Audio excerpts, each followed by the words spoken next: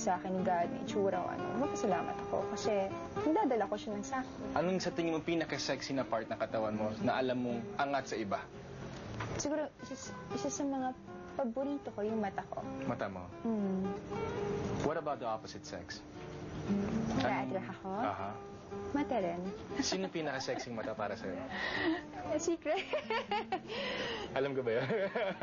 Naalala mo na sinabi ko sa'yo, may tingin ka na sa'yo lang. Wow. So how was it working with Dennis? Si Dennis, bait ng tao yan eh, tahimik lang. Pero pag umarte, napakagaling din. Isa sa mga pinakamalaking soap na nagawa mo, yung Asian Treasures with no less than Robin Padilla. How was the experience working with him and going to different countries, di ba, for the show? Swerte ko. Kasi hilig ako sa mga stunts eh, sa mga fight scene, ganyan. At kung hindi ko nakatrabaho si Kuya Binoy, hindi ko matututunan kung paano mag-Muay Thai, kung paano gumawa ng mga iba't ibang delikadong bagay. At na-inspire talaga ako. Iba katrabaho si Kuya Binoy. Sobrang saludo ko sa kanya. Siya gumagawa ng mga stunts niya. Siya yung fight director din namin. At iba yung pag-aalaga niya talaga sa set eh. Anong pinaka-importante, pinaka-gusto mo movie na gawa mo? Text siguro. With direct Mike Tuviera. Kaibigan ko rin, napakabait na director at napakagaling din. Dito na-test yung pagiging artista mo, pag-arte mo. Nag-enjoy ka dito. Alam ko, napakagandang movie nito. Hindi ko alam kung doon na-test o ano, pero nag-enjoy ako doon. Isa yun sa mga pelikula mong sasabi kong proud ako. And a lot of people have noticed your good chemistry with my brother, Sam Milby, when you did Pilat sa MMK. That was your first appearance talaga dito appearance sa ABS. How was it working with Sam and the experience doing MMK na alam mo naman pag MMK kailangan drama kung drama? Drama kung drama. Did you get intimidated by the director or with Sam? Nung dumating ako sa set, excited ako. Inisip ko na, siyempre kaka-transfer ko pa lang sa ABS, hindi ko alam kung welcome ba talaga ako. I mean, yung kind of feeling, katulad sa interview ko, hindi ko na maalam kung gusto ba talaga ako dito, pero paninindigan ko kung anong ginawa ko.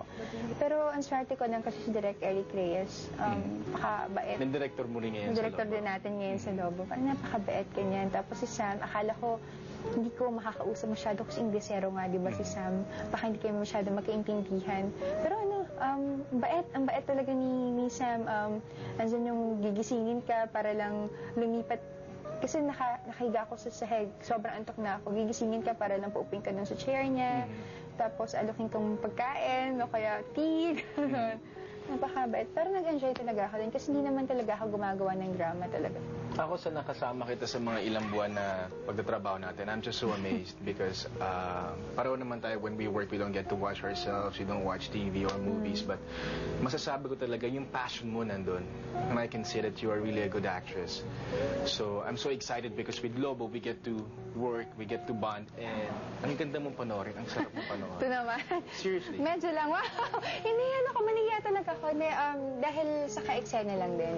Kasi totoo naman yun eh, dahil lumalabas siguro yung galing mo or medyo nadadagdagan yung kaya mong ipakita. Depende rin sa ka-eksena. But it has to come from within. Meron ka ba bang gustong gawin na character, role, bukod sa Lobo? Ang dami pa eh. Sana magkaroon ako na action movie. Okay, that's the other side of Angel that we don't know about. So up next, we will discover the other side of Angel, her other interests, only here on Persona. Ang daming magagaling na artista, lalo na dito sa ABS-CBN din. And sana mabigyan din ako ng chance to mag-explain. Sir Aga Mulak, ganyan, si John Lloyd.